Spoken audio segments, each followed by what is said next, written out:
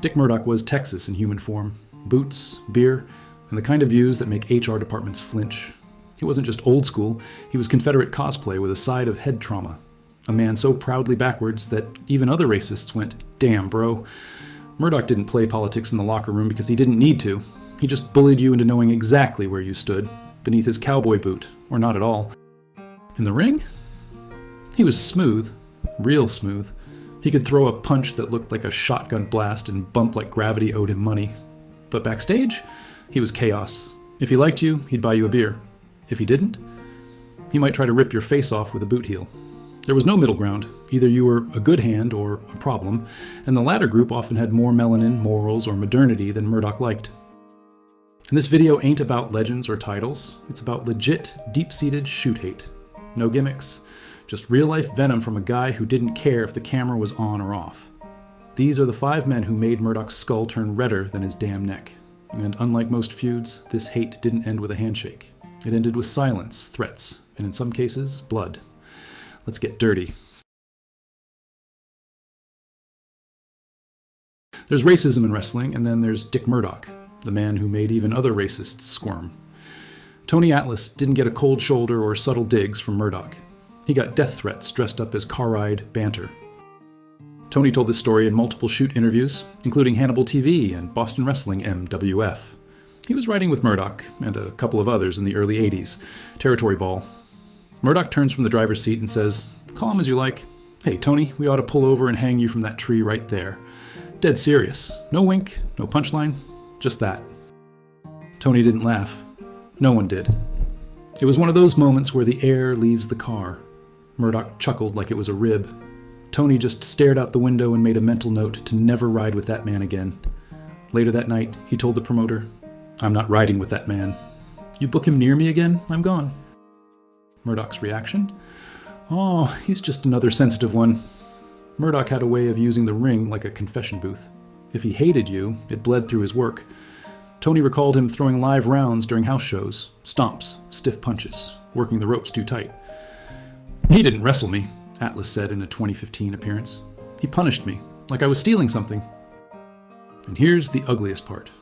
Murdoch thought he was the victim, that the business was being ruined by guys like Atlas getting pushes.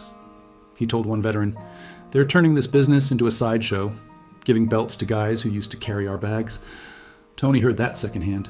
He didn't argue. He just made damn sure to never be in the same locker room again. You know a man's poison when people you trust tell you to avoid them without being asked? That was Murdoch. Racist, unrepentant, and proud of it. And Tony Atlas? Still walking, still talking, still reminding people who the fuck Dick Murdoch really was. Like and subscribe. If hearing the ugly truth about real locker room hate gets your blood boiling, stay mad with us. Subscribe for more uncut shoot beef, and hit like so these stories never get buried under nostalgia and cowboy cosplay. If Dick Murdoch hated types of people, then Junkyard Dog was the walking, talking embodiment of everything that triggered his Texan rage stroke. JYD wasn't just black, he was beloved. He wasn't just powerful, he was protected. And in the Deep South, that made him a one-man culture war, and Murdoch wanted him gone. Back in Mid-South Wrestling, where Bill Watts ran things like a cigar-chomping warlord, JYD was the golden goose. White fans, black fans, kids, everyone popped for Dog. He had charisma that couldn't be taught and crowd control that would make Hogan jealous. Murdoch saw that, and instead of respect, he reached for the hate lever.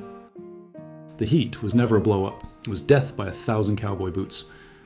Murdoch, according to Jim Ross and Cornette's podcast, didn't hide his disdain for JYD. He'd loudly groan when Dog got top billing, made comments about how the business was getting soft. But the ugliest moments came in ring. Multiple Mid-South talent have said Murdoch worked stiff against JYD. Potato shots, sandbagging, never selling. It wasn't work rate problems, it was personal.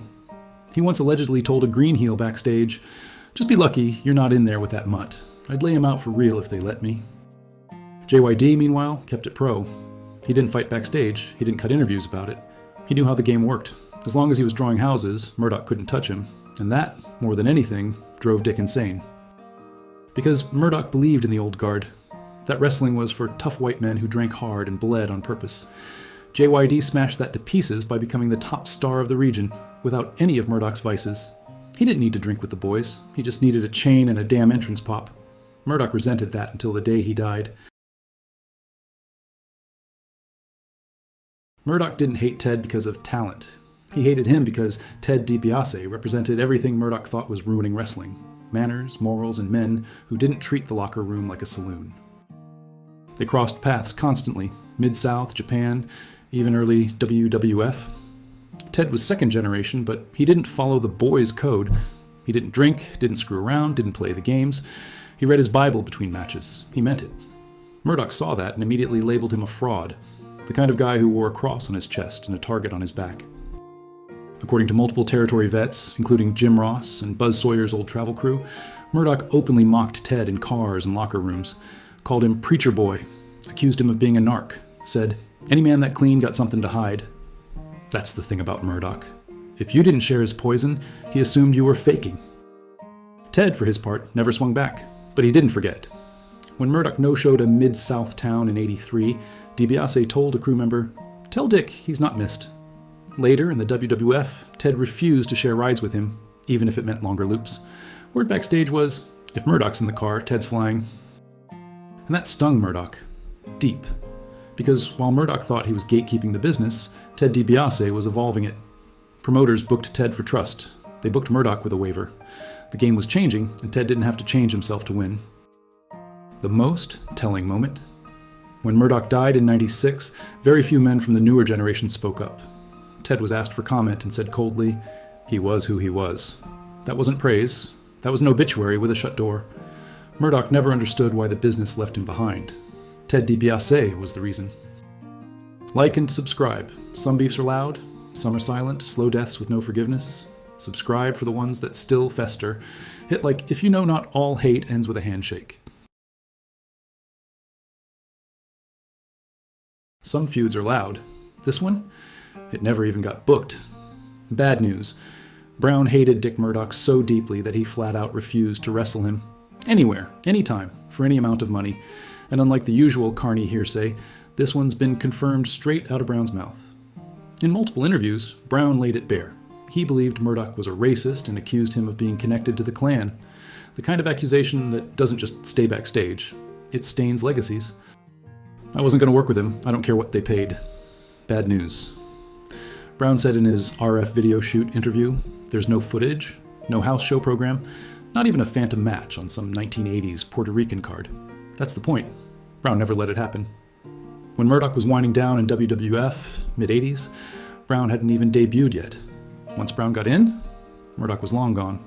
But Brown still carried that hate like a loaded shotgun. Told the world about it, said it proudly. This wasn't your usual, he stiffed me once beef. This was something way darker. It was a complete rejection, not just of working together, but of even letting Murdoch's name near his own. You know it's real when the guy doesn't want to fight you, because he'd rather pretend you don't exist. That's not pro wrestling heat. That's a moral standee. Dusty Rhodes was Murdoch's brother, until he became everything Murdoch swore to destroy. The Texas Outlaws were born in bar fights. Young, broke, and mean as hell, Murdoch and Dusty traveled the territories.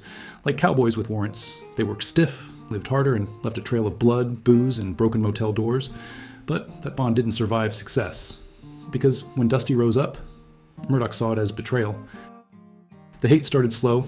Dusty got booked ahead of him in Florida. Then he got solo pops in Amarillo. Then came Atlanta, the promos, the polka dots, the power. And Murdoch couldn't stand it. He told people, including Buzz Sawyer, Grizzly Smith, and even Tully Blanchard in late bar stories. Dusty sold out. That fat bastard forgot who he rode in with. But it wasn't just fame. It was who Dusty got over with. Dusty Rhodes connected with poor, working-class black fans, fans Murdoch openly resented. When Dusty started calling himself the common man, Murdoch shot backstage. He ain't common. He's just playing preacher for a bunch of damn marks. You can decode that all day, but the venom's loud. It got worse in the late 70s. Murdoch started mocking Dusty in front of younger talent, did impressions of his lisp, called him Martin Luther Bling, even told one Memphis rookie, "Don't ever trust a man who dances for a living." When Dusty finally cut ties, Murdoch took it like a divorce. He never forgave it, and he never stopped talking about it. Dusty forgot who made him tough. He once told a stunned Steve Kieran after a Florida loop. He turned into one of them. There's no reunion story, no forgiveness arc. When Dusty was writing for WCW, Murdoch's name came up once, Dusty said, flat. Not him. Murdoch died pissed off. He didn't just lose Dusty, he lost the business to him. And that was a wound no amount of Lone Star beer could clean. Want more stories where friendships end in silence and legacy turns to hatred? Hit subscribe. Smash that like button harder than Murdoch dropped kayfabe. These stories are ugly, that's why they matter. He didn't evolve. He didn't forgive. He didn't play the game. He drank hard, swung harder, and carried every grudge like a badge of honor. These weren't wrestling feuds. They were personal wars. And when the business finally pushed him out, he didn't beg to stay. He sneered, spat on the floor, and called the rest of them soft. No closure, no redemption arc. Just one bitter bastard who took all his hate with him. If you want the kind of stories they bury deeper than receipts, hit that like. Subscribe for more real heat. Not the kind with scripts, but the kind that ends careers and cracks locker rooms wide open. No gimmicks, no forgiveness, just the truth. Ugly, unfiltered, and stiff as hell. Thanks for watching.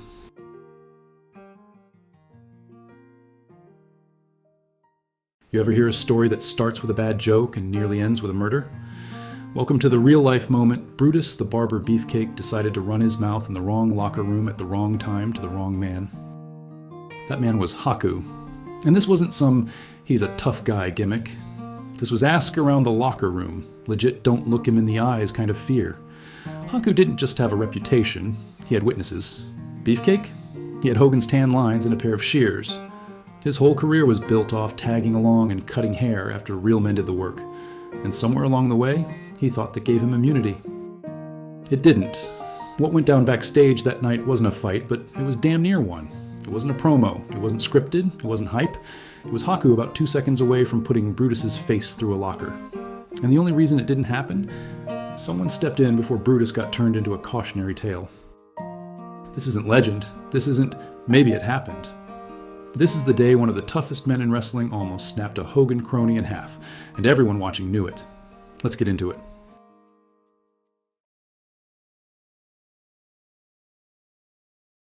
Let's get one thing straight before we start myth building. Brutus Beefcake did not get his nose bitten off. That nose belonged to some unlucky drunk in a bar who decided it'd be a good idea to square up to Haku. Possibly the last decision he made with a full face. Beefcake? He was just there. Front row for a horror show he didn't star in, but that's exactly what makes the real heat between Haku and Beefcake even funnier. This wasn't about Haku randomly snapping at a stranger. This was Haku snapping at Beefcake, and no innocent nose needed to be harmed. It all came down to Brutus thinking he was untouchable, floating through the locker room like a living tanning bed commercial with Hogan in his back pocket. And Haku, a silent killer who didn't care who your best friend was. According to multiple shoot interviews, including Haku on Hannibal TV and others, this went down in WWF, 1986, not WCW, not the 90s. No gimmick BS, just 2 guys, 1 ego, and 1 reputation about to get corrected. Beefcake made the mistake of calling Haku a fake tough guy. 1 second later, Brutus was pinned against the wall like a Velvet Elvis painting with Haku's iron grip wrapped around his throat. The quote, "His eyes were almost out of his head," Haku said, laughing. No punches, no overbooking, just 1 arm and a lesson. You don't mess with Haku unless you're a licensed undertaker. And even then, bring backup.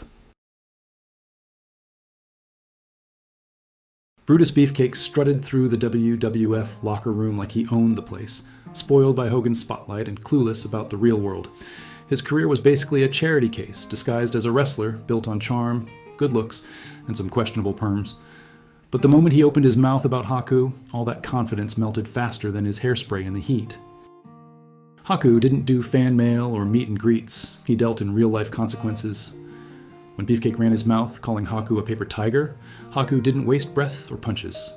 He walked up, grabbed Beefcake by the throat, and shoved him into a locker hard enough to leave an impression, literal damage to the walls and permanent damage to Beefcake's ego. Multiple eyewitnesses confirmed Beefcake turned the color of a bruised banana, gasping for air, but too stunned to fight back.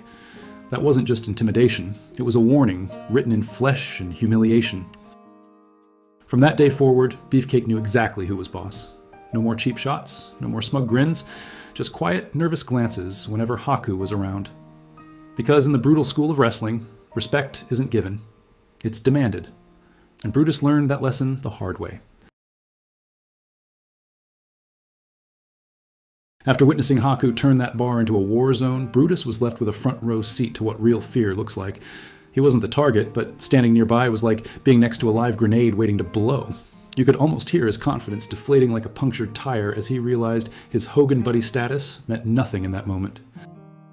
Brutus was a man who depended on charisma and connections, but with Haku, there were no shortcuts. The locker room wasn't a playground for smiles and handshake deals. It was a jungle where respect was earned with blood, bruises, or silence. That night carved a deep lesson into Beefcake's psyche.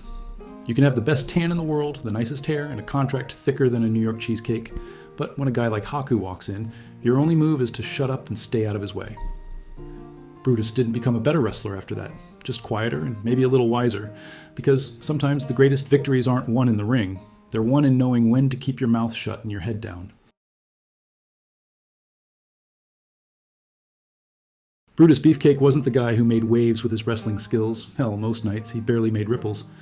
What he did have was Hogan's shadow, and he strutted around the locker room thinking that gave him a free pass to mouth off to anyone, even the guys who actually earned their stripes. But standing near Haku that night, that free pass evaporated faster than Brutus's dignity. It wasn't a wrestling match, it was a lesson in real fear. Haku didn't need to swing fists or throw punches to command respect. His presence alone was a warning, and Beefcake learned, probably quicker than he wanted, that charisma and connections don't protect you when you're standing next to a man who's turned his hands into weapons capable of reshaping faces. Witnesses later said Brutus looked like a kid caught sneaking into the candy aisle. His confidence, once as inflated as his muscles, deflated in seconds, as he realized Hogan's buddy status was worthless when facing a guy like Haku.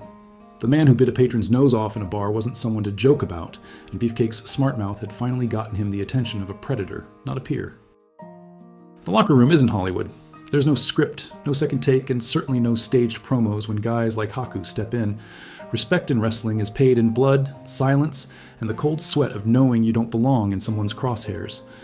Brutus found himself on the wrong side of that ledger and paid the price with his ego. Bruised, battered, and never quite the same again. He didn't become a better wrestler after that night. He became quieter, smaller, less of a target.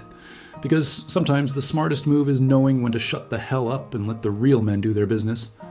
For Beefcake, that lesson was carved into his memory, tattooed across his pride, and probably whispered to him every time he caught a glimpse of his own reflection. If you want more of this real backstage heat, the stories no one scripted and the grudges no one dared air out, smash that like button and subscribe. Because here, we don't do fake drama or safe stories. We bring you the raw, unfiltered truth that would make even the toughest wrestler think twice before opening their mouth. So hit like, subscribe, and stay tuned, because the next story is coming and it's going to be just as ruthless.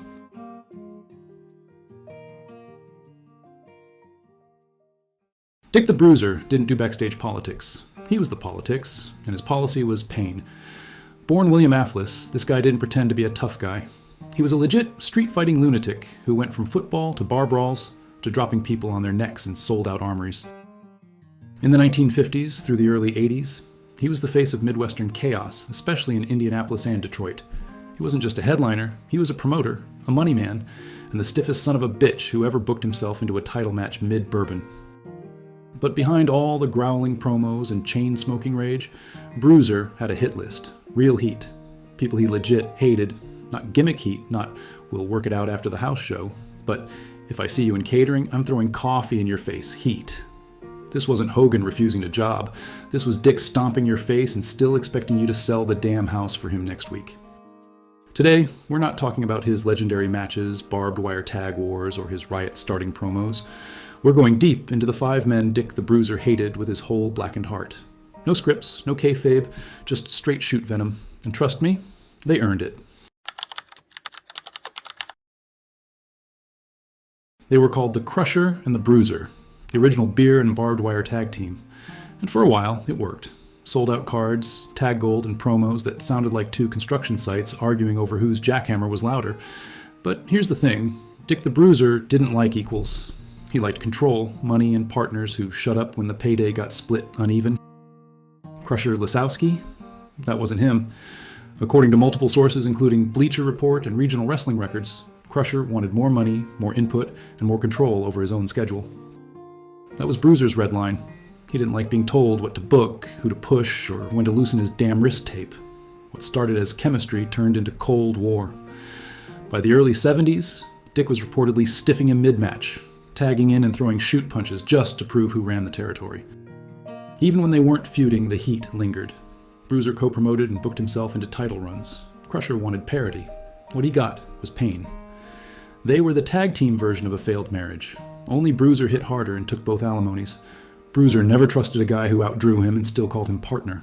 This wasn't betrayal, it was business, and Dick never forgot it. Angelo Poffo had two traits that made Dick the Bruiser want to staple his tongue to the mat. He wore glitter, and he brought family into the business. Dick didn't hate showmen. He hated self-made bookers who used the ring like a family barbecue. Poffo ran ICW, a wild outlaw promotion that started bleeding into Indiana, and that was Bruiser's backyard. WWA was his territory.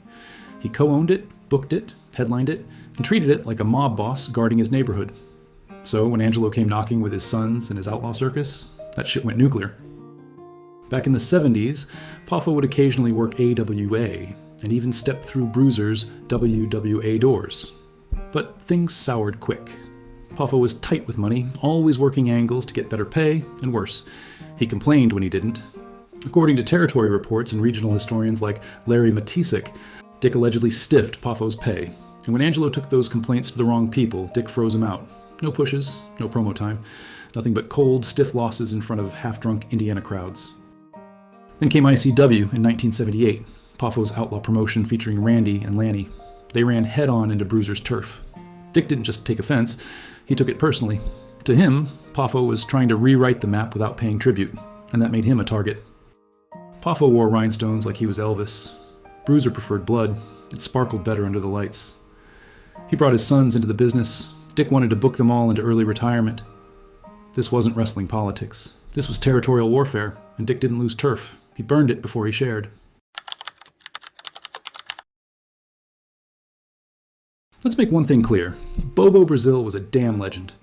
He broke color barriers, packed arenas, and dropped guys with that cocoa butt before civil rights were even a suggestion. But to Dick the Bruiser, Bobo wasn't a pioneer. He was a problem. A problem that wrestled better than him, drew bigger crowds in Detroit, and didn't give a damn if Dick owned the building. Here's the real issue. Bobo Brazil outdrew Dick in several Midwest cities, especially Detroit and Chicago. When fans chanted for Bobo louder than Bruiser, Dick took it as an insult. According to historical territory records, old-school shoot interviews, and Detroit circuit wrestlers like Sweet Daddy Seki, Bruiser resented every inch of Brazil's popularity. Not just because of the crowd, but because of the color of the crowd. Bobo brought in a black fan base that promoters couldn't ignore. That pissed Dick off. Dick didn't see color. He saw ticket stubs, and Bobo had more of them. Bruiser didn't hate Bobo for being black. He hated him for being better, and that's what made it uglier. Did they work together? Yeah, a lot, but only because the house was strong. Behind the curtain, Bruiser reportedly refused to put Bobo over clean, hated doing long matches with him, and lobbied to keep himself booked stronger. He never talked shit about Brazil in public, but he didn't have to. His booking told the story, and that story said, "Keep him beneath me." They didn't fight over belts, they fought over legacy. And Bruiser never forgave a man who made the crowd cheer louder for someone else. You know what Dick the Bruiser hated more than being told what to do? Being looked down on like he was a half-trained chimp in boots. That's what Lou Thesz did every time they locked eyes. He didn't just think Bruiser was beneath him, he treated him like he tracked mud onto the mat. Thesz was a shooter, legit catch guy. He could hook your arm, roll your leg, and pop your ego like a zit. Bruiser? He was a swinging knuckle sandwich with a crew cut. Their matches drew, but behind the curtain, this wasn't two pros working different styles. This was a lifelong Cold War between a wrestling priest and a chaos demon with a booking sheet. Thesz worked holds, Bruiser worked over your paycheck. Thesz saw the ring as sacred. Bruiser saw it as a bar he hadn't wrecked yet. In his book, Hooker, Thesz barely even mentions Bruiser. That's not oversight, that's deliberate shade. According to territory guys like Rip Hawk and old St. Louis hands, Lou didn't trust Bruiser to wrestle a broomstick, let alone work a 60-minute Broadway. He sure as hell wasn't dropping clean to him in any town that mattered. And Bruiser? He never forgave it. You want real heat? Thesz once told promoters, "He's not a wrestler. He's a brawler with a volume problem." Bruiser's comeback? Lou's the kind of prick who signs his name with a wrist lock. This wasn't respect. It was two wolves sharing the same cage, one with a blueprint, the other with a fucking pipe. And Bruiser would have broken Thez's neck just to hear the crowd boo about it. If Dick the Bruiser ever smiled backstage, it wasn't because of a good house. It was probably because Freddie Blassie had left the building. These two hated each other with a goddamn fury, and not the fun kind. This was pure, stiff shoot heat, the kind where guys had to be kept in separate locker rooms or someone was leaving with a broken orbital socket. Blassie was a loudmouth, a promo machine, a guy who loved the spotlight and knew how to work a crowd without laying a finger. Bruiser despised that. He didn't just want to outdraw you, he wanted to outbleed you. Blassie, on the other hand, believed you could make a fortune while keeping your face pretty. Dick saw that as fucking cowardice. Blassie brushed his hair. Bruiser brushed his knuckles across your teeth. Blassie walked into a bar. Bruiser walked through it. According to territory veterans and early AWA and the WWA insiders, Bruiser stiffed Blassie on money multiple times, cut his promo time, and made sure every match was short and violent. Not for the fans, but to send a message. When Blassie complained, Bruiser allegedly told him, "You want classy? Go sell shoes." It wasn't just business. Dick resented everything Freddie was. Slick, fast-talking, and over. Worse, Freddie didn't fear him, and Dick needed you to fear him. Bruiser once said backstage, "If I ever catch him without a mic, I'll shut his mouth for good." That's not a promo, that's a threat. And every guy in the room knew he meant it. Classy? Sure, but to Dick the Bruiser, Freddie Blassie was just a loud corpse waiting to happen. Dick the Bruiser never smiled for the camera. He smiled when someone left the ring the hard way, concussed, underpaid, and humiliated. That was his version of a 5-star match. The man didn't just hold grudges, he stacked them like folding chairs in a bingo hall fire hazard. He ran promotions with a bottle in one hand and a booking sheet in the other, stiffed guys for talking too loud, and buried anyone who dared look taller in a promo. He didn't want peace, he wanted dominance. And if you were in the way, he fucking hated you for it. You're not here for fairy tales, you're here for shoot heat and shattered teeth. So smash subscribe, hit like, and ring the bell harder than he rang yours. Because if you think this was brutal, the next one's even worse, and nobody's walking out clean.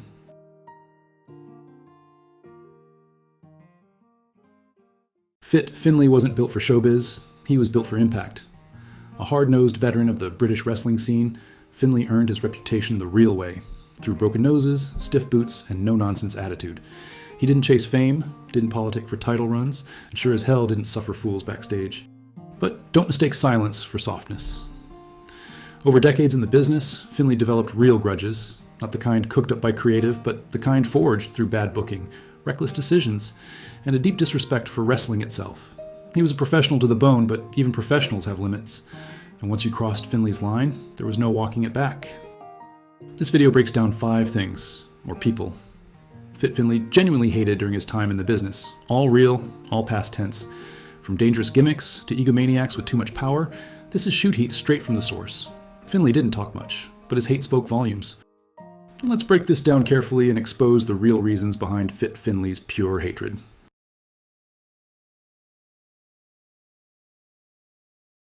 Fit Finlay wasn't just a tough bastard. He was the locker room's moral compass, and he hated assholes who thought being a ribber meant taking sadistic joy in wrecking careers. Some guys treat the back like a playground for bullying. Fit called bullshit on that shit. If you were a bully, you were a marked man. No one got the Fit Finlay venom like Dynamite Kid, the British bruiser who mixed technical brilliance with a reckless disregard for everyone else's safety. Fit respected skill, but Dynamite's ribbing was more like trying to break guys for fun. The Kid was a wild man, and Fit wasn't having it. He said if Dynamite hadn't bulked up and reined in his destructive streak, he'd have been gone before his prime. The man was playing with fire and didn't give a damn if he burned his friends. Fit didn't just hate bullies, he hated the assholes who treated rookies like punching bags and didn't even have the balls to admit it. Fit's hate wasn't just about stupidity, it was about respect for the craft and your fellow man. Wrestling was brutal enough without a few cockroaches backstage trying to turn it into an off-camera demolition derby. He respected those who worked stiff with a purpose, but hated the selfish maniacs who treated rookies like punching bags, pretending it was locker room fun, when really it was just pure dickheadery. The nerve of some bullies to act tough when they'd never stand up in the ring. Fit didn't just hate bullies, he hated those pathetic assholes who hid behind the rubber mask while wrecking lives. If Fit Finlay hated anything more than bad wrestling, it was pointless violence pretending to be wrestling. And that's exactly what WCW Hardcore became, a car crash division for wrestlers who couldn't work, booked by people who didn't care if they lived. Fit didn't just dislike the division, he hated it. He called hardcore matches ridiculous, and said outright in his Shoot interview that he was ashamed of what WCW had turned into. The final straw? The Junkyard Invitational, a clusterfuck of rusted metal and missed paychecks that nearly ended his career. Fit legit shattered his leg in that match. Steel ripped through his thigh like paper, severed muscle, and damn near killed his run. WCW didn't even have medics on site. He said the setup was a death trap and irresponsible. That's not frustration, that's loathing. He hated that the division rewarded garbage brawlers with zero timing, no pacing, and no footwork. It spat in the face of guys like him who built careers on holds, psychology, and timing. While Fit was trained in shoot holds, his opponents were smashing each other with microwaves and toilets like a goddamn Looney Tunes skit. Fit didn't just hate hardcore wrestling, he hated the fact he had to carry the division while bleeding out on camera in a junkyard. To Fit, hardcore matches were lazy booking for dumb fans, and he resented every second he was thrown into them. He didn't respect the titles, didn't want the matches, and he made no secret that it was beneath real wrestlers. Fit Finlay never hated Ric Flair the wrestler. He hated Ric Flair the walking ego trip in trunks. He respected what Flair did in the ring, sure, but what Flair did backstage? That's where the bile started to bubble. In multiple Shoot interviews, Fit didn't hold back. Flair was the guy who thought the sun rose when he opened his robe. Finlay said Flair did a lot of stupid stuff and acted like the entire locker room was orbiting around him. Fit wasn't some greenhorn fanboy. He was a hardened vet from Belfast who didn't give a damn about Rolexes or limousine rides, and he hated being around people who did. Flair's worst offense in Finlay's eyes? Blocking progress. Fit said guys like Flair weren't just arrogant. They used their status to keep others down, protecting their spot, feeding their ego, and treating new blood like second-class citizens. Fit hated that gatekeeper mindset. He wasn't impressed by wooing and dripping in gold. He was too busy trying to drag wrestling back to reality while Flair was busy playing wrestler of the century in his own head. Fit didn't hate Ric Flair for being the man. He hated him for acting like God's gift to the ring, while the business rotted around him. Even later, when Flair returned to WWE as a legacy act, Fit never bought into the worship. He couldn't respect a man who clung to his aura instead of helping others build theirs. Fit Finlay hated Eric Bischoff. Not quietly, not politically. He fucking hated him. The feeling wasn't about creative differences. It was about disrespect. Fit was a pro who spent decades working real matches in real rings, only to get treated like a disposable extra by a guy who thought wrestling was Hollywood with mullets. Finlay said Bischoff was clueless about real talent. He sent Fit to Mexico with no visa and no plan, risking arrest just to fill airtime. Fit said Bischoff's office didn't care. They didn't check medicals, paperwork, or safety. It was fast food wrestling, churn it out, screw the chef. What Finlay hated most was the smugness. Bischoff acted like a revolutionary while the company bled out under his watch. He didn't know what the hell he was doing, Fit said. He made it up as he went. No locker room structure, no booking logic, just vibes, spray tan, and ego. Fit didn't just hate Bischoff. He hated working under a guy who thought karate chops and motorcycle entrances were a business model. Bischoff wasn't just incompetent. He was disrespectful to foreign wrestlers like Fit. If you didn't play politics, you were invisible. Fit wasn't a promo guy. He was a bruiser. And Bischoff never knew what to do with that, so he let him rot in creative purgatory. Finlay hated that a man so detached from wrestling reality got to hold careers in his hand and squeeze just because he could. Fit Finlay didn't hate Vince Russo because of a style clash. He hated him because the man was a walking insult to wrestling. Finlay spent decades crafting matches that told a story through pain, pacing, and holds. Russo booked Judy Bagwell on a forklift. One man preserved wrestling. The other treated it like an episode of Jerry Springer after a head injury. Fit didn't just hate Vince Russo. He hated that wrestling had to die a little every time this idiot wrote a segment. In his RF video shoot, Finlay called Russo's work nonsense and made it clear. Russo didn't respect in-ring ability or tradition. He wanted segments, swerves, and gimmicks. Real wrestlers be damned. Fit came from the British catch scene. Russo came from the Crash TV toilet bowl. Russo wasn't just a bad booker. He was actively hostile to people like Finlay. Russo even tried to run Fit off. He didn't book him, didn't push him, didn't even talk to him. Fit said he wanted the foreigners gone. What's worse, Russo pushed clowns with no technical base, while sidelining wrestlers who could outwork 90% of the roster in their sleep. Fit didn't see that as bad taste. He saw it as complete disrespect. Finley's style was about bringing credibility. Russo's was about blowing it to pieces. And behind closed doors, Fit didn't even bother hiding his contempt. He saw Russo as a man with power he never earned, disrespecting a business he never understood, writing storylines that made the boys embarrassed to lace up.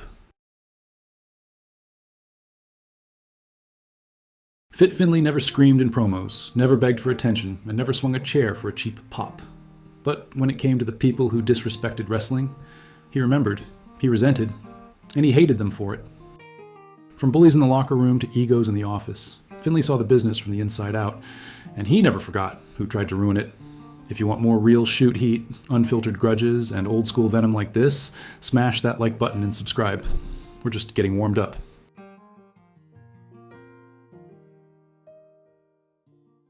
Dory Funk Jr. looked like he taught history at a school for people who flunked recess. Quiet, methodical, polite to a fault, and behind the scenes, an icy grudge holder with the emotional range of a fax machine. If Terry was a beer-swigging lunatic with cowboy boots and rabies, Dory was a trench-digging technician who let his bitterness age like whiskey or curdled milk, depending on who you ask. He wasn't just a champion. He was the NWA champion for 4.5 long years because he refused to drop the belt on time. In a business full of egos, Dory didn't yell. He simmered. And if you crossed him, you didn't get a receipt. You got blackballed. This ain't a fluff piece. This is about one man he genuinely hated. Not, I'll get my heat back, hate. Actual throw hands, call the cops hate. And while his hit list ain't long, the one grudge that made the cut is brutal, bizarre, and buried under decades of phony handshakes. Let's talk about Dory Funk Jr., the most dangerous substitute teacher in wrestling history.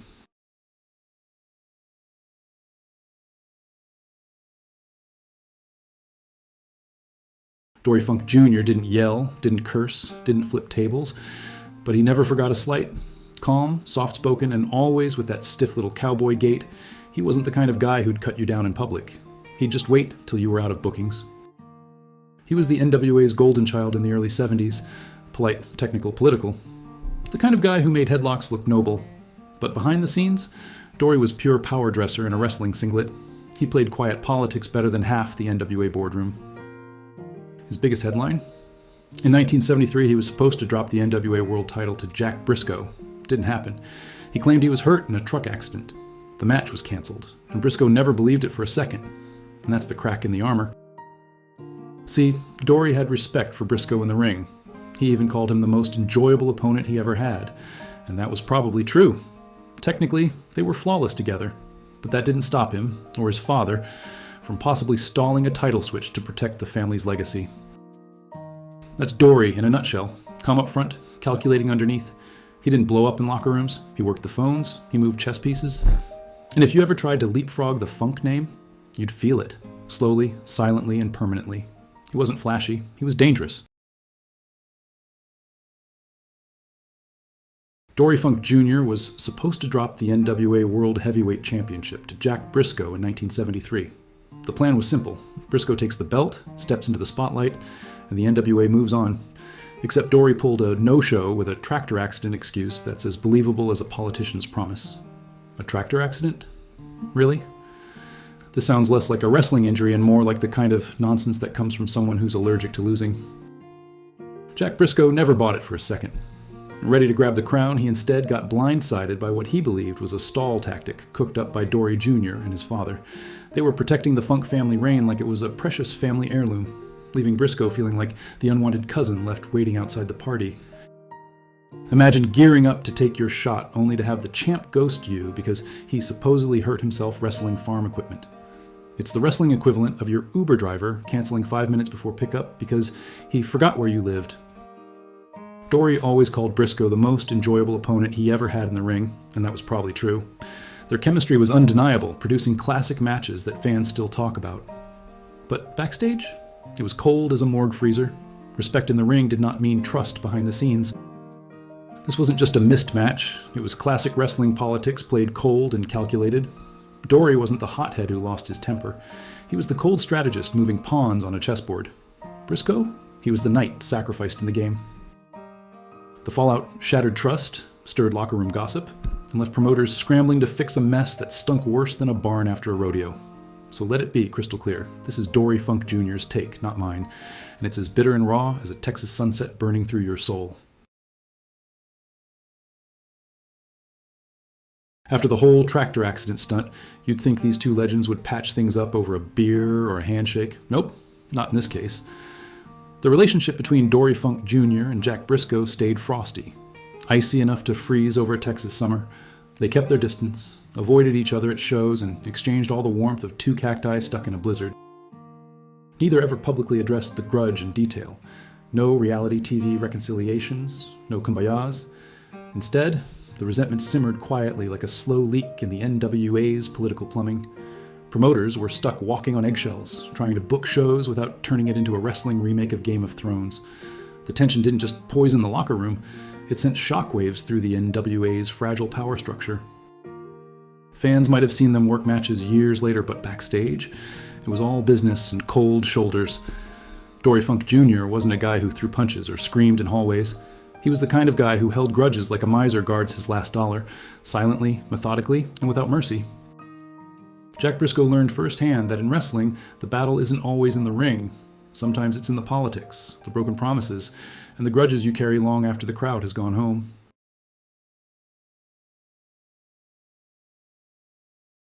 So here's the deal. Dory Funk Jr., the quiet killer, didn't waste time making enemies. He only hated one man in his entire career, and he learned the hard way that crossing him was a bad idea. No fluff, no drama, just one grudge held tighter than a sleeper hold. If you thought wrestling was about flash and fireworks, think again. The real heat was cold, calculated, and deadly silent.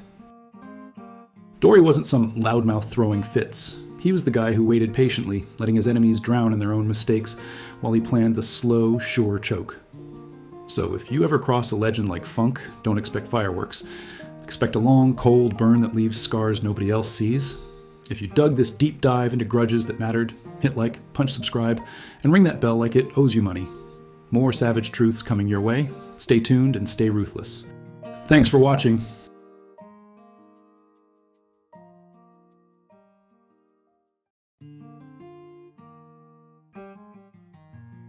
Rick Rude did not waste time playing nice. He left dudes seeing stars. But here's the kicker. The biggest backstage rumor about him, that he hated Ultimate Warrior, is mostly wrestling hearsay, not hard fact. For years, fans and shoot interview junkies have repeated the Rude knocked Warrior out because he hated him story like it's gospel. But the man himself? Rick never said a damn word about hating Warrior. Ultimate Warrior, in a rare shoot moment, said he liked Rick. Said working with him was a good experience because Rude was a professional. So that hate? Pure myth building. Sure, Rude punched Warrior after the guy worked stiff, like a guy snapping when the new kid won't stop hammering his head. But that was workplace discipline, not personal animosity. Behind the scenes, the myths kept alive by secondhand storytellers. Bruce Pritchard, Ric Flair, Smash from Demolition. None of them heard it from Rude himself. That's wrestling telephone with a dirty line.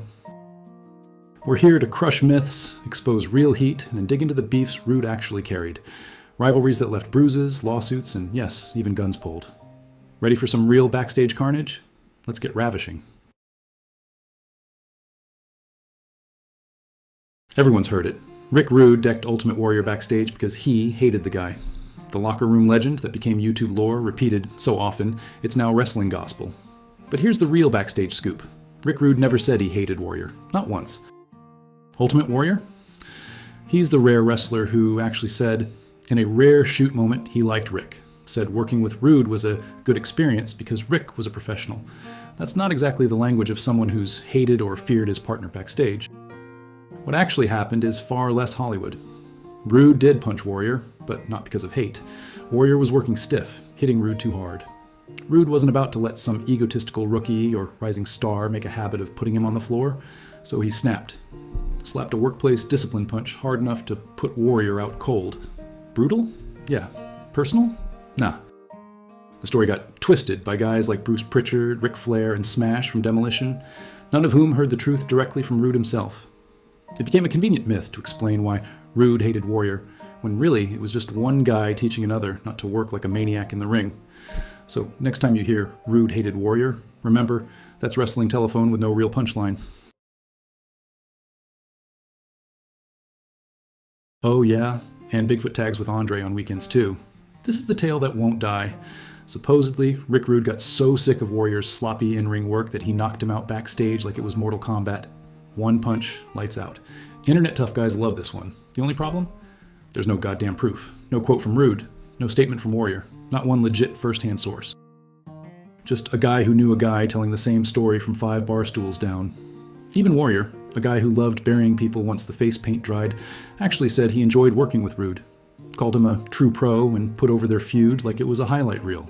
Not exactly what you say about the guy who supposedly laid you out backstage like a sack of crap. And Rude? If he was mad enough to knock a guy out, he'd do it where everyone saw it. Ask Paul Orndorff, or Sting. Rude didn't hold grudges. He delivered them like packages, on camera, loudly, and with receipts. The fact this myth lives on says more about how desperate fans are for a tough guy fairy tale than it does about what actually happened. They want Rude to be this barroom enforcer who beat down the muscle-bound idiot. They want justice served with a six-pack and a fist, but what they don't want is, facts. This myth is less about Rude and Warrior, and more about a certain type of fan trying to rewrite history so it sounds like a Tarantino film. Newsflash, Warrior wasn't a great worker, sure, but Rude? He didn't waste his time knocking people out over it. He just wrestled circles around them and let the ring tell the story. If Rude ever actually knocked Warrior out, there'd be audio, video, a pay-per-view, and 5 t-shirts. But we got nothing. Just Wrestling Telephone. And it's out of service. Rude thought Warrior was unsafe and hated him for it. Oh, did he now? And I bet he wrote it in his Lisa Frank diary, right under I hate Mondays and I wish Vince would call. This one's the classic fallback myth. When the knockout story falls apart and Warrior's actual praise for Rude shows up, the backup line is always, yeah, well, Rude still hated working with Warrior, thought he was dangerous. Let's break this down like grown-ups. Yes, Warrior was stiff. He worked like a cement mixer on fire. Nobody's pretending he was the second coming of Bret Hart. But here's the problem. Rude never said a damn word about it. Not once. Not in interviews, not in passing, not even in kayfabe-ridden promo land. The only people saying Rude thought Warrior was unsafe are YouTube comments, old message boards, and that one guy at the card shop who still wears jorts in 2025. If anything, all the documented evidence points the other way. These two didn't just have chemistry, they made money. Rude carried Warrior through some of his best matches, and Warrior openly admitted it. He said Rude helped him look like a star. Not nearly paralyzed him, not potatoed me through a wall. He said he appreciated the guy. And Rude? He was an absolute professional with guys he despised. Just ask Jake Roberts or Sting. If he had a problem with Warrior, you'd have seen it in the ring. You'd have seen receipts, sandbags, maybe even a German suplex off the Earth's axis. But instead, smooth matches, tight timing, and zero shoot shade. The truth is simple. This myth is just a fancy way to say, I didn't like Warrior, and I want Rude to agree with me. Tough break. Rude was too busy making cash and clocking out to whine about bumps backstage. He had a mustache to maintain. Let's get this fantasy out of the locker room. Rude did not go full Mafia hitman after WrestleMania 5. He didn't chase Warrior with a crowbar.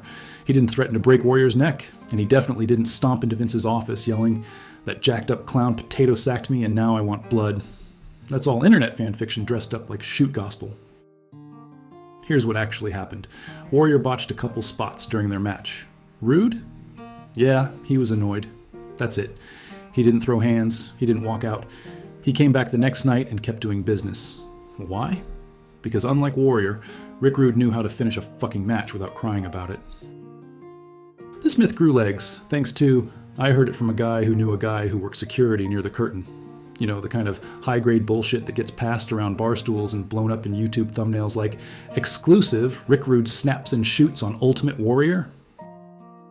Even Bobby Heenan, who was practically married to Rude on screen, never once confirmed this so-called meltdown. And Warrior? Years later, when he was torching everybody from Hogan to Patterson, still didn't say Rude was a problem. He even said their matches were some of the only times he felt like he got better. That's like Warrior admitting vegetables aren't poison. This wasn't heat. It was mild workplace friction. Two overhyped egos flexing over blown spots and stiff bumps. If Rude had hated Warrior that much, he wouldn't have gone back to the well with him over and over in 89 and 90, making Warrior look like a damn action figure come to life. This myth exists for one reason. People love drama, especially if it involves imaginary locker room murder plots. But in reality, Rude handled Warrior the same way most veterans did, with rolled eyes, tight chin locks, and a sigh that said, "I'm bumping for this neon scarecrow again." That's not hate, that's just work. Rick didn't shoot on Warrior post-match. No evidence of a violent outburst. Just stiff shots, business as usual. Want blood and chaos? Go watch Haku in a bar fight. This wasn't that. This was two bodybuilders sweating through spandex and pretending to hate each other while cashing checks. This one's got more hot air than a Warrior promo. And just like those, it never made any damn sense. The myth goes that Rick Rude couldn't stand Warrior's personality, that he badmouthed him constantly, that he told the boys Warrior was selfish, dangerous, and just one protein shake away from full sociopath. Sounds juicy, right? Except there's just one small issue.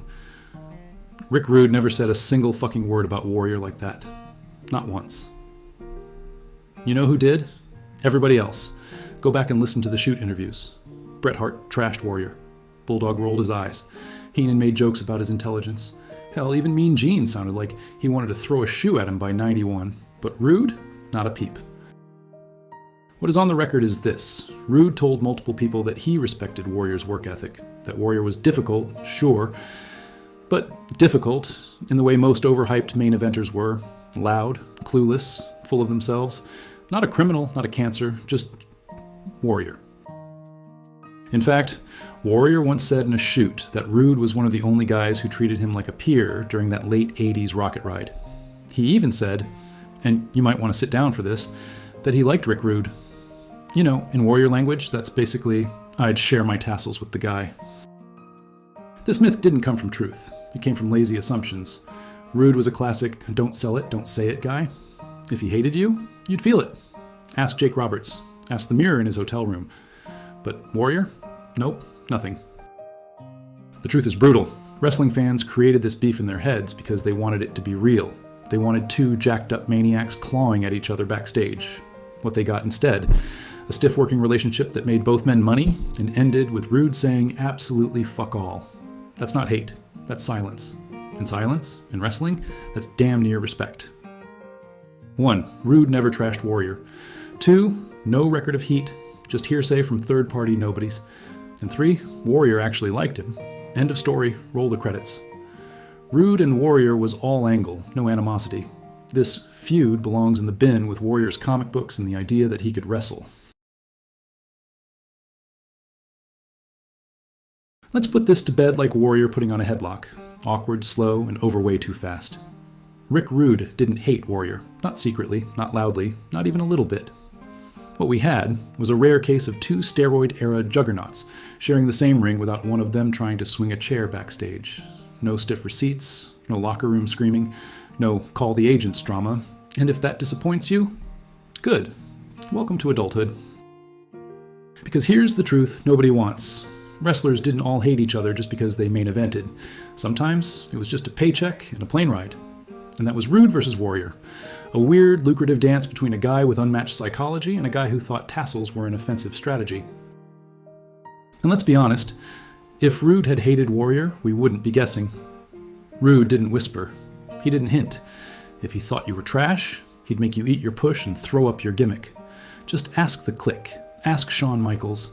Ask any hotel mirror from 1988 to 1993. But Warrior? He got silence. And in wrestling, silence from Rick Rude was the closest thing to a handshake you were going to get. So kill the myth. Shove it in a body bag. Then suplex that body bag off the nearest scaffold. No heat, no hate. Just one guy trying to wrestle and another trying not to get concussed by a dude doing jumping jacks and face paint. Subscribe like Warrior running the ropes, completely wrong but full of conviction. Smash that like button like Rude smashing his fists into logic. And if you stuck around this long, you deserve a pair of airbrushed tights and a half-empty bottle of Old Spice. See you in the next myth-busting beatdown. Thanks for watching.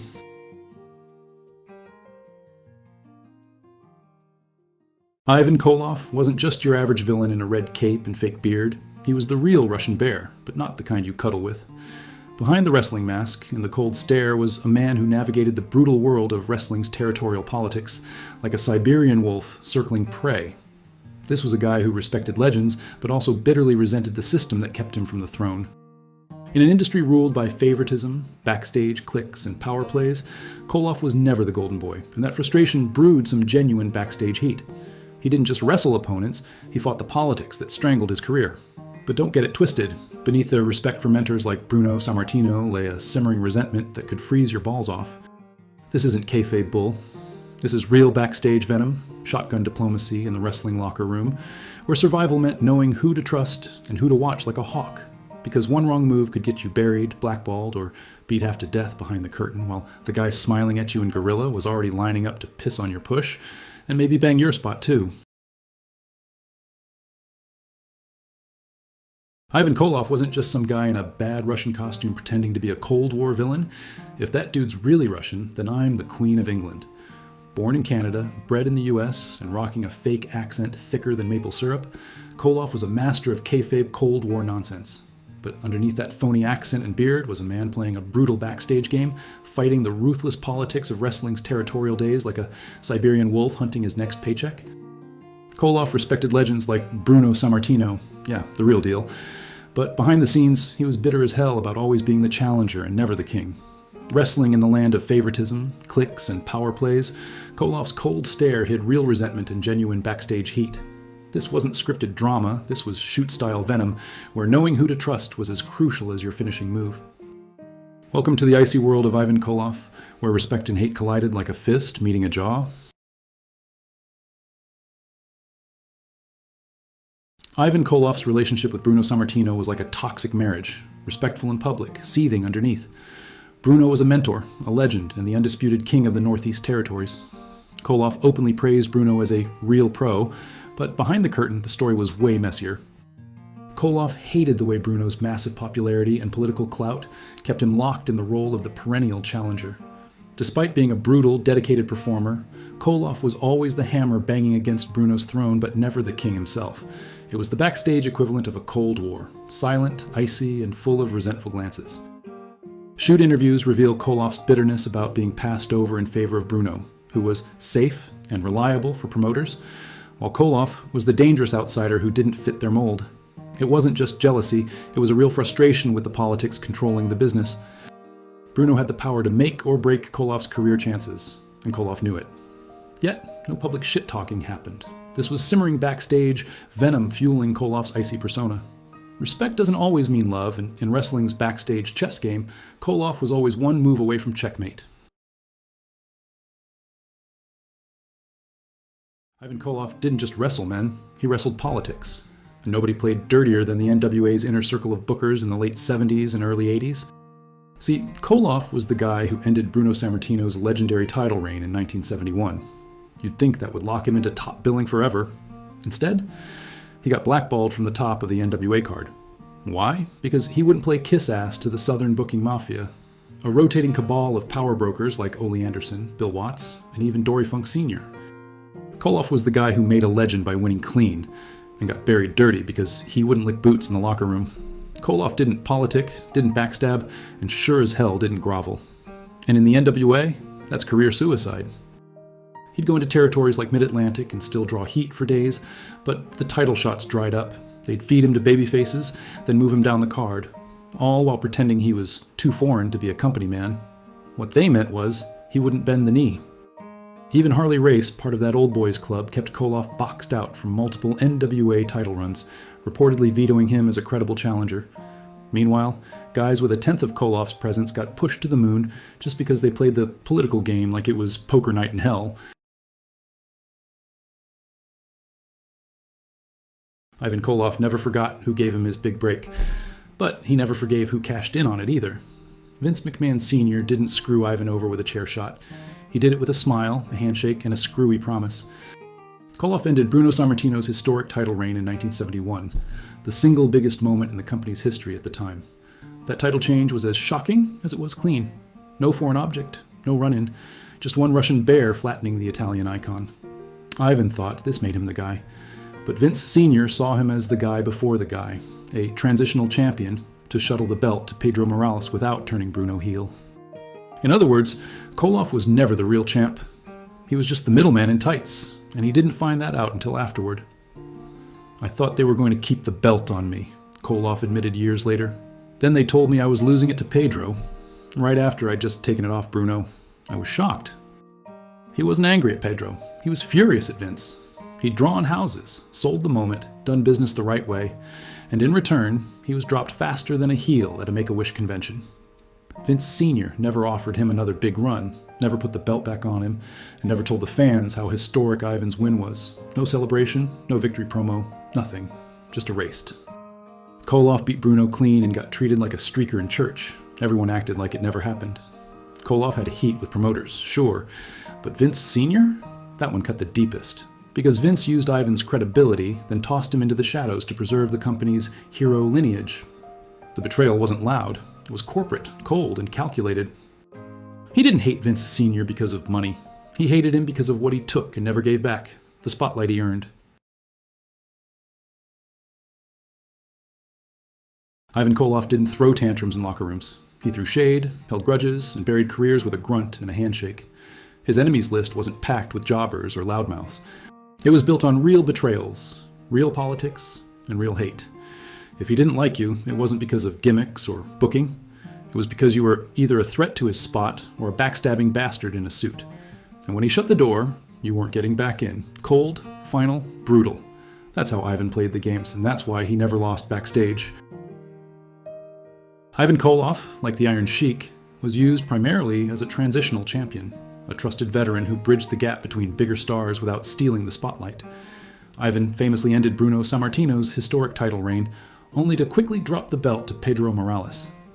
His reign wasn't about a major push, but about protecting the company's narrative and maintaining legitimacy during a delicate period. Similarly, the Iron Sheik's brief WWF title run set up Hulk Hogan's rise, serving as a crucial stepping stone rather than a long-term figurehead. Despite playing this vital role, Koloff's contributions were overlooked, largely because after Vince McMahon Sr. resigned, he refused to realign with Vince McMahon Jr. during the WWF's 1980s boom, distancing himself from the very machine that made others stars. It wasn't until 2025 that Koloff finally received his due, with his WWE Hall of Fame induction after Vince Jr. was forced to leave the company. This late recognition reflects both the backstage politics that kept him in the shadows for decades and the growing appreciation for those who laid the groundwork. If this deep dive into Ivan Koloff's real-life backstage warfare blew your mind like a vodka bottle to the skull, hit crush that subscribe button and drop a comment on who we should torch next. No kayfabe, no fluff. Just shoot stories, real grudges, and wrestling's ugliest truths.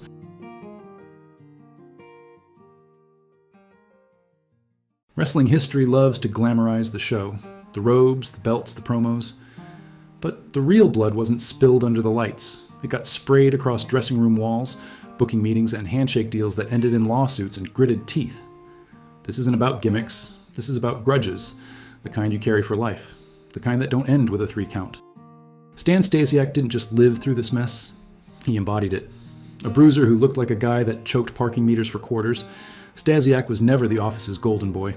He was a transitional champ, a locker room powder keg, and a man who knew he was being used, and hated the bastards doing it. What makes this series different? We're not here to relive angles. We're here to dig through actual shoot heat, real-world politics, and the rotting underbelly of the business that left bodies and broken trust in its wake. This isn't nostalgia. It's an autopsy. No myths, just heat. And today stands Stasiak, lighting the first match with a middle finger to the whole damn system. So, let's not waste any time and get into it. Stan Stasiak didn't smile in promo shots. He looked like a man who'd just been told his paycheck bounced. And in most cases, he probably had. Stan never looked happy. He looked like someone just told him he was getting paid in hot dogs and broken promises, which, in wrestling, wasn't far off. He was built like a pissed-off oil drum and hit like a jackhammer, but the office never saw him as anything more than a utility tool, a plug-in, a guy they used, then ghosted. In 1973, he became WWF champion for 9 days. Not 9 months, not 9 weeks. Just long enough for Vince Sr. to swap the belt from Pedro Morales back to Bruno Sammartino without bruising anyone's ego. Stan wasn't there to be the face of the company. He was there to not matter, and he knew it. That bitterness? It never left him. Stan wasn't playing the game, he hated the game. And he had a list of names for who broke it. He loathed the backstage politics, the booking sheets written in pencil, the lies masked as brotherly advice, the fake respect from agents who shook his hand and shoved him down the card. Stan didn't kiss ass. He threw heart punches and scowled through paydays he never trusted. He was suspicious of everyone. Wrestlers, refs, promoters, even the guy handing out towels. Because when the business treats you like a seat filler in your own title reign, paranoia isn't a flaw, it's survival. One old-timer said it best. Stan didn't say much, but if you said the wrong thing, he'd knock your teeth out and still hate you quietly for 20 more years. He wasn't a champion. He was a cautionary tale with fists, and he was just getting warmed up. If Stan was the guy you used and threw away, then Bob Backlund was the guy you polished, protected, and never let get dirty. And Stan hated that with a quiet, seething fury. Stan saw Backlund as the walking proof that the WWF had never respected him. They gave Stan 9 days with the belt. They gave Bob 5 years, and made him the face of the company while pretending the past never existed. Backlund was everything the office wanted in a champ. Clean-cut, goody two-shoes, and bland enough to spoon-feed to children. Stan? He looked like the guy who mugged your dad and drank your beer while doing it. There was no on-screen feud, no work, just raw resentment. Stan felt completely erased by the time Backlund took over. Vince Sr. didn't want tough, mean, or real anymore. He wanted someone who looked like a gym teacher with a side of oatmeal. And that shift pissed Stan off more than any bump he ever took. Several locker room vets have recalled how Stan would walk out of the room if Backlund was speaking.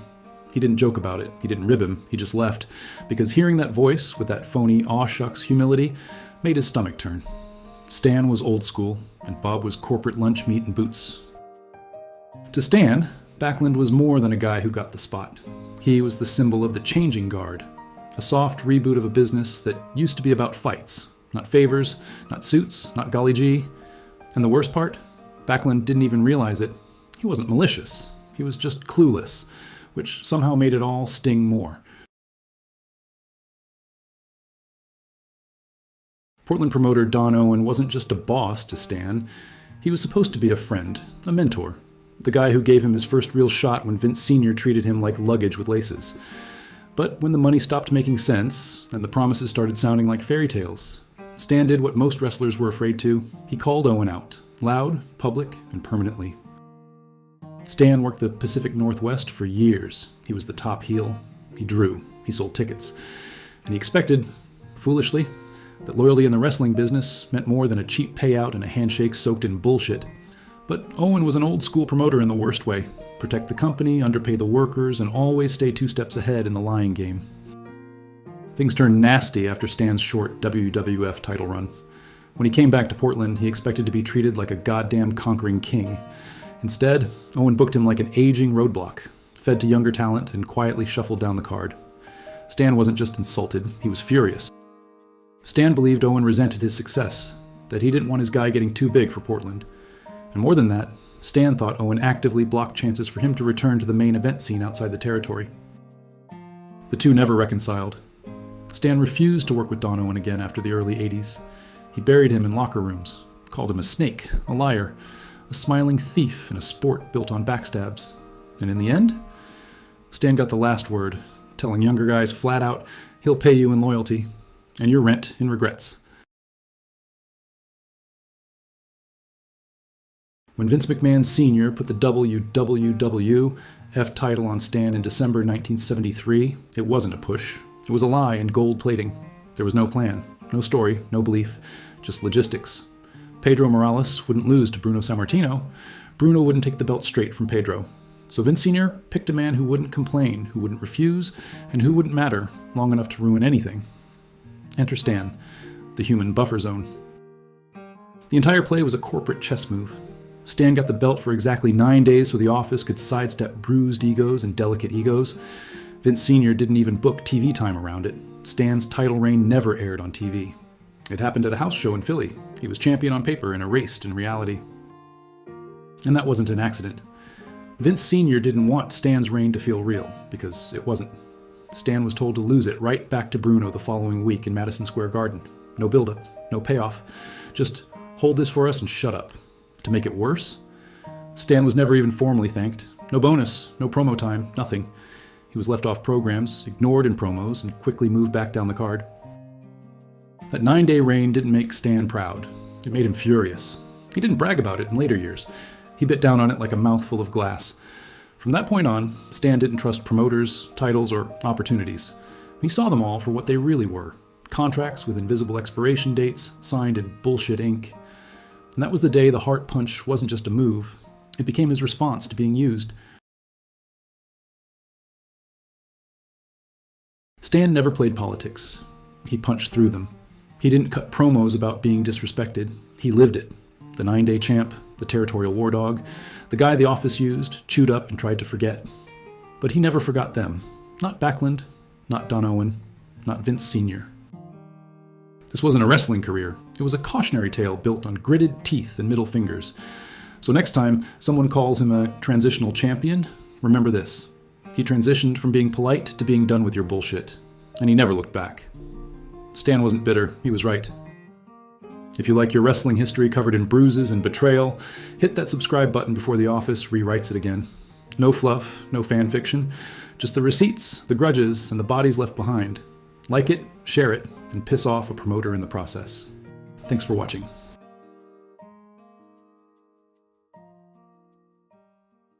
Stan Hansen wasn't just stiff. He was legally blind and threw lariats like he was aiming for ghosts.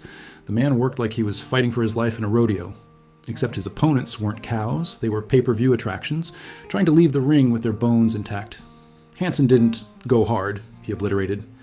And if you were unlucky enough to get booked against him, you weren't thinking about ring psychology, you were thinking about dental coverage. This video isn't about respect, it's about fear. Real fear. The kind that crept in when the agent said, "You're working Stan tonight," and your spine quietly whispered, "We're not gonna make it." Knees locked. Sweat started early. You began wondering if your insurance covered decapitation. These aren't stories told to build a myth. They're pulled from actual shoot interviews, podcasts, and eyewitness memories of guys who lived to limp away from the Hansen experience.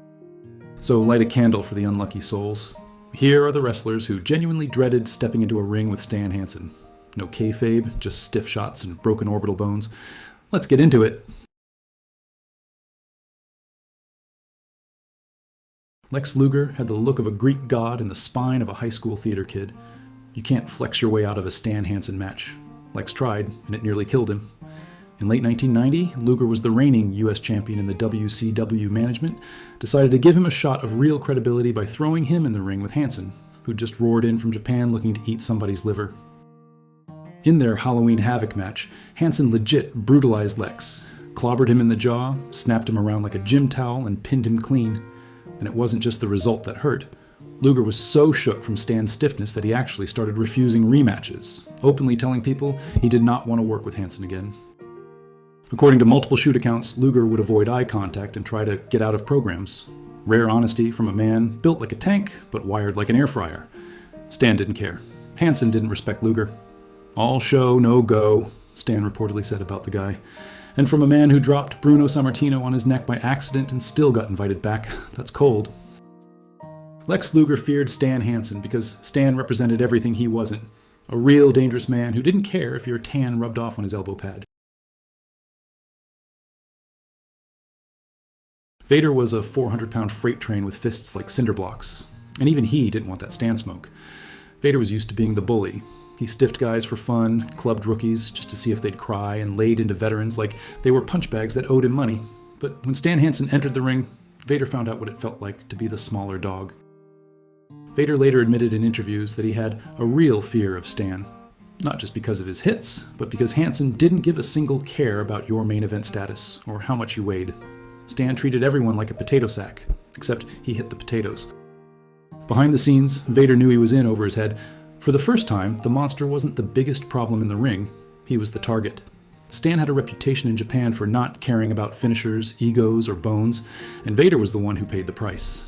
That match made Vader a legend, but it also made him cautious. When Stan was booked, Vader flinched. Because Stan didn't work, he wrecked.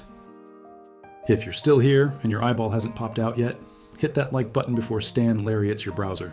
Subscribe for more real shoot chaos, not the sugar-coated fake respect stuff. We only cover the legit psychos. No kayfabe, no soft punches, just full contact truth. Now back to the pain. If Stan Hansen was a windstorm with a cowboy hat, then Vader was the earthquake underneath. Seismic, suffocating, and unapologetically stiff. But there's one moment that lives in infamy, a clip so violent it looks like horrorcore wrestling. The 1990 match where Stan Hansen popped Vader's eye clean out of its socket. And Vader didn't even blink, mostly because he physically couldn't.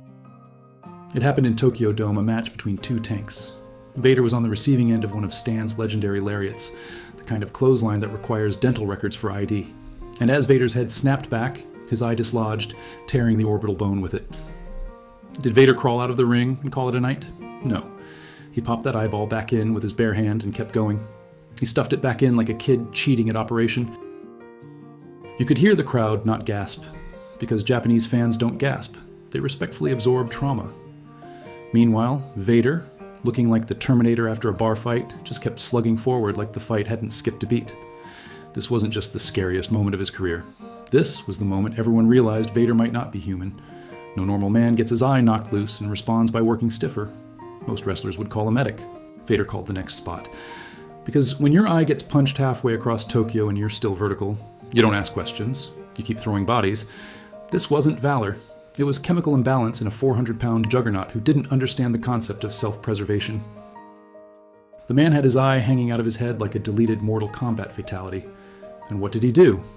He shoved it back in with his thumb like he was resetting a game cartridge. No mask, no gimmick, just raw flesh and unprocessed rage. It wasn't a comeback. It was a horror movie that kept filming after the credits rolled. And Stan? Hansen looked at Vader's face like it was in his way. No pause, no panic, no, "Hey brother, are you okay?" Just another lariat that nearly sent Vader's retinas into the mezzanine. Hansen didn't hit hard. He hit like he was mad at your ancestors. There was no powerbomb. There didn't need to be. Vader kept going on pure ego and head trauma. The match was stiff as a coffin lid. The eye stayed in, barely. But Vader's spot, as the scariest man in wrestling, cemented in blood. The eye didn't fully heal right. He wore a mask for years, not just for show, but to keep that thing from bouncing out during high spots. But Vader didn't complain. He called Stan Hansen one of the toughest SOBs alive, and meant it. And Stan? He barely flinched. Probably thought Vader's eye was in the way of his elbow. This match wasn't about a winner. It was about survival. It wasn't wrestling. It was flesh-based demolition derby, the kind of match you don't watch twice, because the first time already took a year off your life. One guy walked out looking like a horror movie. The other guy was just being Stan. You wanted shoot violence? That's it.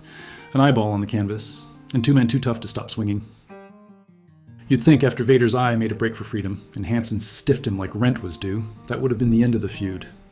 But nope. They did it again. Because in pure Resu, if you don't nearly die, the match didn't count. After the Tokyo Dome, Vader's legend skyrocketed. Not because he beat Hansen, he didn't, but because he finished the match with a dislocated eye and a chip on his shoulder the size of a sumo ring.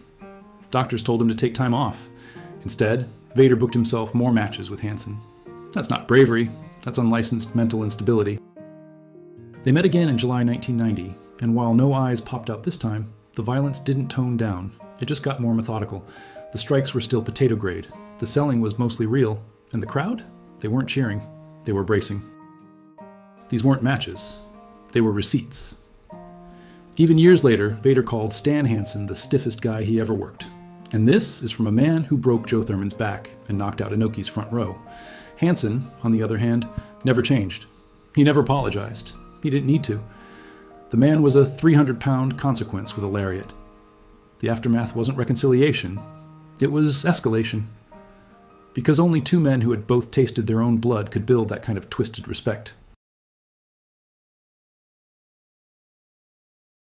This wasn't just wrestling. It was a war zone with a one-man wrecking crew swinging blind and hitting hard. When the booking sheet flashed his name, men didn't rehearse promos. They updated their wills. Respect might have been given, but fear? That was the real currency in this brutal economy. So, next time you see that name on the schedule, don't get hyped, get scared. Because this was no fairy tale. It was the harsh truth of wrestling's Wild West, where the biggest lariat wins and respect is just a bonus you pray for. Hit like if you want more raw, no-fluff wrestling truths, and subscribe if you can handle the real backstage heat. This isn't entertainment, it's survival.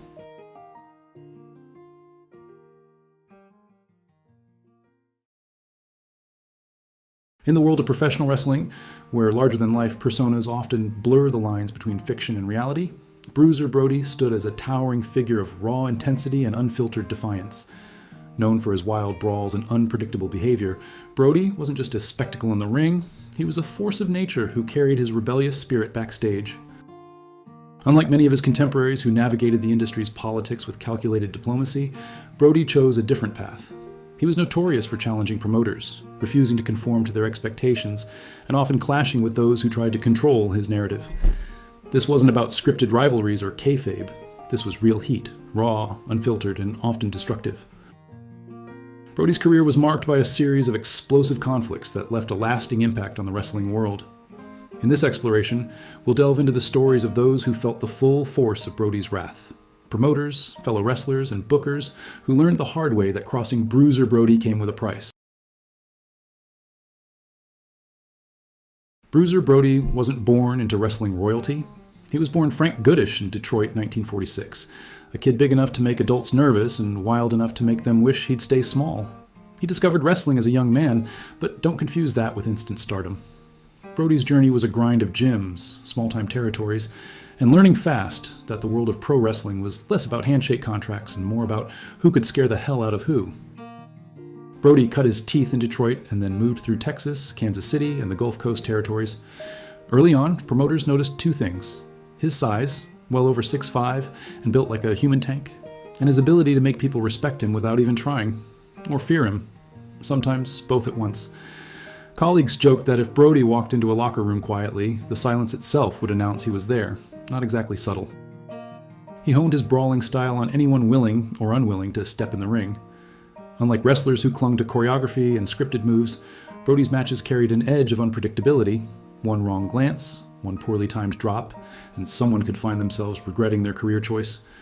This wasn't kayfabe, it was a man with the body of a tank and the patience of a ticking bomb. By the late 1970s, Brody had a reputation that preceded him. Fans loved the chaos he delivered, and fellow wrestlers respected or feared the man they called a wild card. Behind the scenes, he began to rub promoters the wrong way, challenge authority, and set up the kind of conflicts that would later define his legend. In short, Brody didn't just arrive in wrestling, he stormed in, and everyone else had better be ready to run. By the late 1970s, Brody had carved a reputation as a guy you didn't screw with, and Jim Crockett Jr., a promoter juggling NWA territories, quickly learned that lesson. Brody wasn't just big in stature, he carried a presence that made even seasoned wrestlers tread carefully. Crockett, used to controlling his roster like chess pieces, met his match in a man who treated booking orders like suggestions from a preschool teacher. Brody openly clashed with Crockett over pay, match stipulations, and creative control. Colleagues recalled him storming locker room meetings when he disagreed with bookings or storylines, his glare alone enough to silence the room. Wrestlers reported that he made his stance clear through intimidation and physical presence rather than words. Other wrestlers, like Johnny Weaver and Wahoo McDaniel, watched from the sidelines, often suppressing laughter or tension because they knew backing Brody meant risking chaos. There were whispers that Brody intentionally stiffened matches when he disagreed with Crockett's direction, an unspoken reminder that ignoring him had consequences. Even the referees, normally invisible arbiters of the squared circle, learned to keep a distance. Brody's presence turned routine bookings into psychological minefields. One misstep, one bad call from Crockett, and Brody could flip the script in an instant. It wasn't malice, it was power, raw and unapologetic. By the time Brody left Jim Crockett Promotions for other territories, the locker rooms and offices were buzzing with tales of the man who refused to be controlled. He had made his point. Promoters could dictate schedules and spots, but Brody dictated respect. Anyone daring to forget that, whether wrestler, referee, or executive, quickly learned why Bruiser Brody was not a man to cross. Bruiser Brody and Stan Hansen weren't enemies in the personal sense. This wasn't hate, but they were two unstoppable forces sharing a locker room, and neither made concessions. Both carried reputations for stiffness, unpredictability, and a willingness to make a point physically rather than diplomatically. Their clashes weren't born of dislike. They were a natural collision of two egos and fighting styles that refused to bend. Even without personal hate, the backstage tension was palpable. Wrestlers like Big Van Vader and Abdullah the Butcher watched nervously as Brody and Hansen squared off, knowing that any minor misstep in a match could spiral into chaos. Colleagues reported that when the two were booked together, the atmosphere shifted. referees became hyper-vigilant, and promoters kept their phones ready for bad news. One shoot account recalls Brody glaring at Hansen after a botched call. "You're lucky I like making you look like a hero. Otherwise, you'd be tasting the canvas for fun." Hansen reportedly just adjusted his bandana and kept walking. The unspoken rule backstage was clear. Stand between these two and you risk collateral damage. Their friction was professional, not personal, but it left a lasting mark. Promoters learned that scheduling them together required careful planning, or a miracle. Matches between Brody and Hansen became legendary, not for storyline drama, but for the real-world edge that only two uncompromising, physically dominant men could generate. By the end, the locker room had countless stories of bruises, threats, and tense stares, proof that some conflicts don't need personal hatred to be unforgettable. Brody and Hansen didn't hate each other, but they demanded respect, and anyone in that orbit learned the cost of underestimating them. Before Brody stormed through Jim Crockett Promotions, he was already making waves in the American Wrestling Association under Vern Gagne. Brody's problem with Vern wasn't personal hatred. It was frustration with a promoter who ran the territory like a tight-fisted general. Vern demanded obedience, but Brody's personality left no room for blind compliance. He was bigger, wilder, and less willing to be micromanaged than most anyone in the locker room. Brody clashed repeatedly over match placements, pay, and the creative freedom he demanded. Fellow wrestlers like Nick Bockwinkel and Crusher Lisowski often felt caught in the crossfire, watching Brody challenge the system while trying not to get collateral bruises. One shoot account describes Brody storming out of a meeting after Vern tried to dictate a match he didn't want to work. "I didn't ask to be a pawn," Brody reportedly said. "I don't wrestle for trophies, I wrestle for respect." Even referees noticed the tension. Brody's matches in the AWA carried an edge that was unmistakable. He stiffened when he disagreed with a call or placement. Promoters knew that if Brody wasn't content, the locker room could erupt into chaos, turning a standard show into a minefield. Colleagues quickly learned that negotiating with Brody required respect, patience, and a willingness to lose face. By the time Brody left the AWA, his reputation as a man who refused to be controlled was cemented. Stories circulated of a wrestler who could intimidate even the most seasoned promoters, forcing them to reconsider every booking. He didn't hate Vern, he didn't need to, but his anger, frustration, and insistence on respect left an indelible mark. Anyone in that locker room learned quickly. Brody's presence demanded acknowledgement, and failure to give it carried consequences. Bruiser Brody didn't hate everyone, but Bob Sweeten had a knack for testing his patience. Sweeten's reputation as an abrasive, unpredictable wrestler made him a prime target for Brody's wrath. Unlike scripted rivalries, this was real-world tension, and the locker room knew it. Sweeten was known for pushing boundaries, often recklessly. He tried to show off in the ring, stiffening moves or disregarding Brody's cues. Brody, a man who demanded respect and expected professionalism, didn't take kindly to anyone undermining him. Fellow wrestlers like Big John Studd and Ric Flair reportedly witnessed Brody confronting Sweeten backstage, his anger simmering like a loaded cannon. One account recalls Brody cornering Sweeten after a match, growling about learning some manners before stepping in my ring again. Sweeten, ever defiant, just smirked, a move that only fueled Brody's frustration. The tension spilled into matches. Brody's bouts with Sweeten carried an edge beyond the usual risk. Referees had to stay alert because Brody's anger could easily turn a routine sequence into a lesson in physical authority. Other wrestlers learned quickly. If Sweeten misstepped, Brody didn't hesitate to remind everyone why he was the man nobody dared test. What made this dynamic infamous was the combination of Sweeten's cockiness and Brody's intolerance for it. It wasn't personal hatred in the dramatic sense, but it was pure anger, shoot heat that could intimidate anyone in the vicinity. Sweeten's antics became cautionary tales, and Brody's presence ensured that no one forgot the cost of disrespect. By the end, the locker room had stories of tense stares, clipped words, and near-physical lessons, proof that Brody didn't need hate to dominate a situation.